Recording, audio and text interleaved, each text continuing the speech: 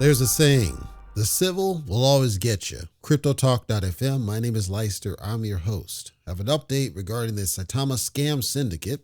A little just happened today. It was just filed in the courts today and then processed through the online civil updates. So this came from the SEC. The SEC was the one that filed the civil action in the first place against who I refer to as the Saitama scam syndicate, largely led by the cult leader, Russell Armand, but it also includes Nam, it includes Manpreet Kohli.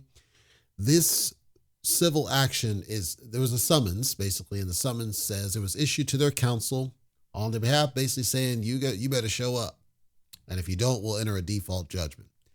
The judgment, people are curious is what the judgment is. Let me get to there, but first let's talk about the summons that was filed in the District of Massachusetts. So, quote, a lawsuit's been filed against you. Within 21 days after service of this summons on you, not counting the day you received it, or 60 days if you're the United States or a U.S. agency, which they're not, or an officer or employee of the United States described in this Fed, you are not, you must serve on the plaintiff an answer to the attached complaint or a motion under Rule 12 of the Federal Rules of Civil Procedure. The answer or motion must be served on the plaintiff or plaintiff's attorney, whose name and address are da-da-da-da. If you fail to respond, judgment by default will be entered against you for the relief demanded in the complaint. You also must file your answer or motion with the court. So, SEC is the plaintiff in the case, of course. Russ, cult leader, is the primary defendant. Now, that I found it interesting that they named him as the primary defendant when he was not the one that was primarily enriched, as we would learn. Manny the rug puller was the one who made out like a bandit on your money, with this big scam. So I found it interesting he was named as the primary defendant. And that's why I was talking in that coverage. I think he's a mark. They put him as the face of the brand, the CEO/COO, and then perhaps he's taken the fall because he was one of the ones that took a plea deal. So he admitted his guilt as part of the, Saitama scam syndicate. So I don't know all the deep innards of why they specifically targeted him other than that title, because I can't think of I don't see any other data related reason why he would be considered the primary as opposed to the rug puller, because I felt the rug puller should be the one that's on primary, but it seems like for the purposes of the civil, for why ever, they're going after cult leader, and then for the purposes of the criminal, they're absolutely going after Manny the rug puller. And then Nam, I see no update that they've tracked the dude down, so I don't know what the hell's going on there. Don't have any information, but then people are curious about, well, what is this really talking about? And this is where it gets sticky, because when I looked at the complaint for the civil case, there's a lot of different statutes that are cited. So what they do, the dollar amounts are not called out in the complaint because they leave it to whatever the statute calls for. There's a whole different hierarchy of numbers. And so I don't want to bore you with this one. This will be quick, but there's two different elements. One is monetary compensation, just because it's basically a penalty. Then there's what they refer to as disgorgement. The idea that if you were enriched as part of this scam, we want to try to recoup some of that money as a clawback. So that's disgorgement. So what they're trying to do is get money back, presumably to make people whole that were ripped off. There's an FBI link.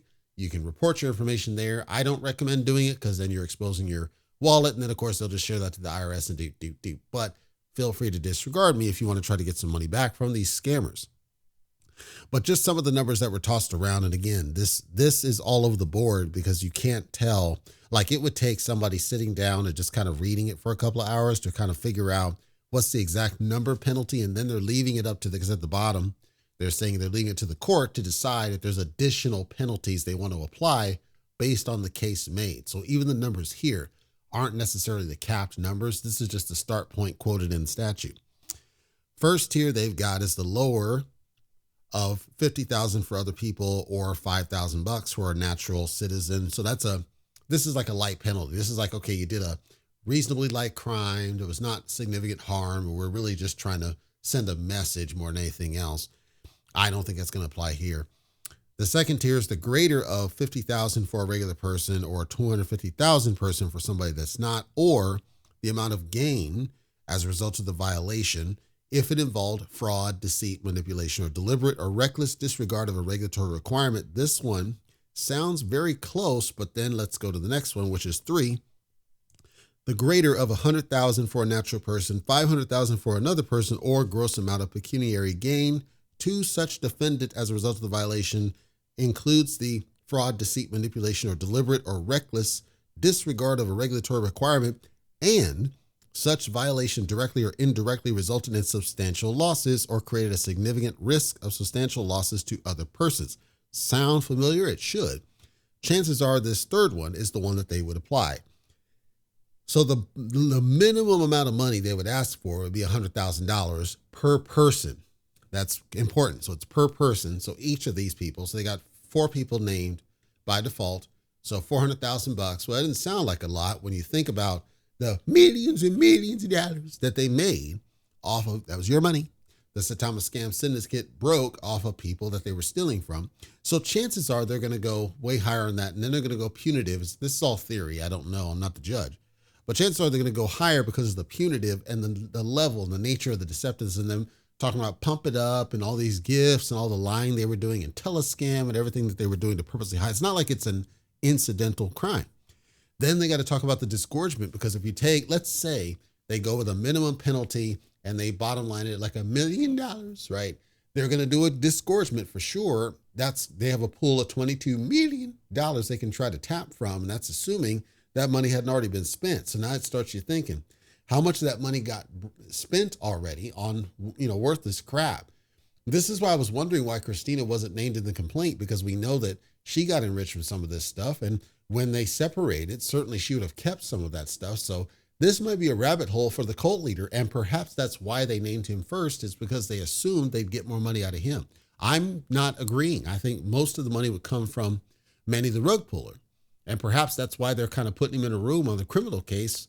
And, he's out on bail, but they're going to try to go after him in December. Maybe that's why, to pin him down, to get something on the criminal side, maybe. But why not take it on the civil case? And the numbers. You know that Manny the rug puller made more money than the rest of these numbnuts. So why wouldn't you go after him? That I do not know. Anyhow, summons has been issued for them to show up in court. If they do not show up in court, they're going to have a problem on their hands.